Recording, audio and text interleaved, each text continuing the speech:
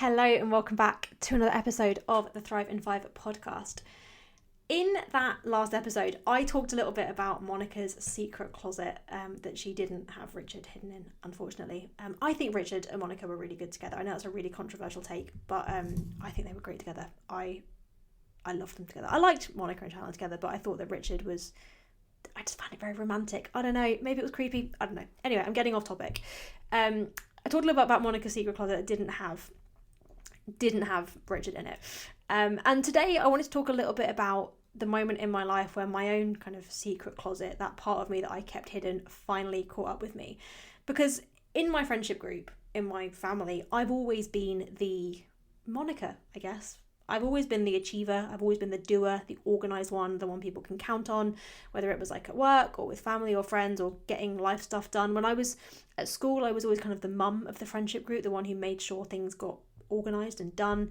Whenever we go on holiday, I'm the one who like plans everything and makes sure that we're like really on it. I'm a little bit of a control freak. I'm a little bit anal. I remember once I had a housewarming party and my friend bought a bottle of red wine. I don't know who brings red wine to a housewarming, but anyway, and I made her drink it in the bathroom because I didn't want her getting red wine on my carpet. That's kind of me. Like, I've improved, I'm better than I was, but that's sort of where I'm at.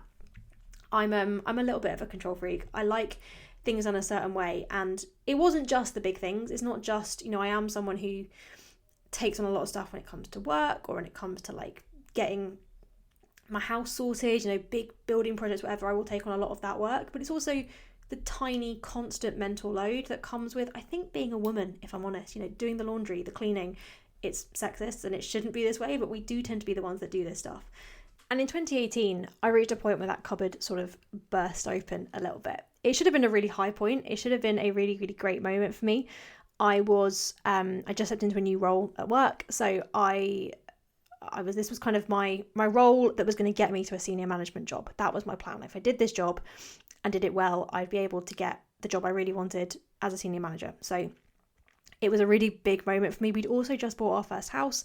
So I was, living in this place of, I've got this mortgage and I've got this beautiful house. I'm in a really great spot and it should have been really great. And I was juggling so much. I was juggling all of the stuff that come with, having a career and trying to have a home and, be that person, be a partner, have all my shit together. And so I was doing the laundry, the cleaning, the shopping, keeping my life organised. And I was so determined that from the outside, my life would look seamless because that's what I felt like I needed to be in order to get the promotion.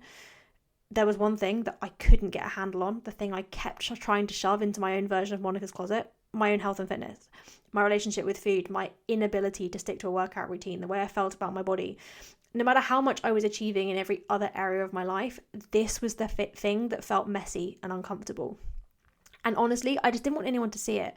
I didn't want anyone to realise how fragile it was or how much I didn't have that under control.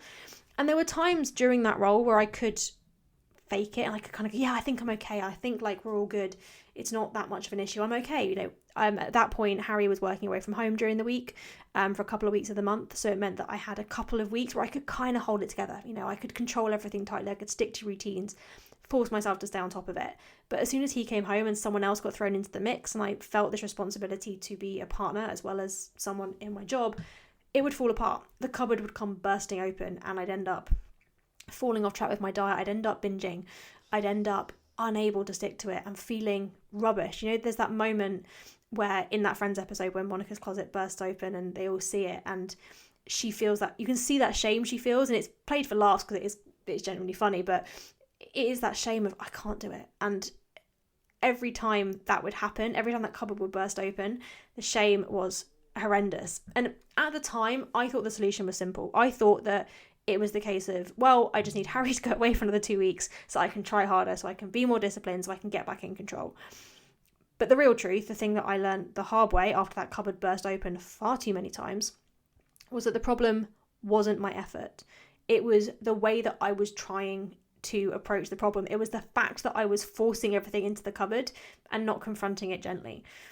In the next episode, I'm going to talk a little bit about why most of the fitness industry doesn't actually know how to help women like you and me to manage their cupboards, and why so many of us end up feeling like we're the problem when we're not. Catch you tomorrow. Until then, have a great rest of your day.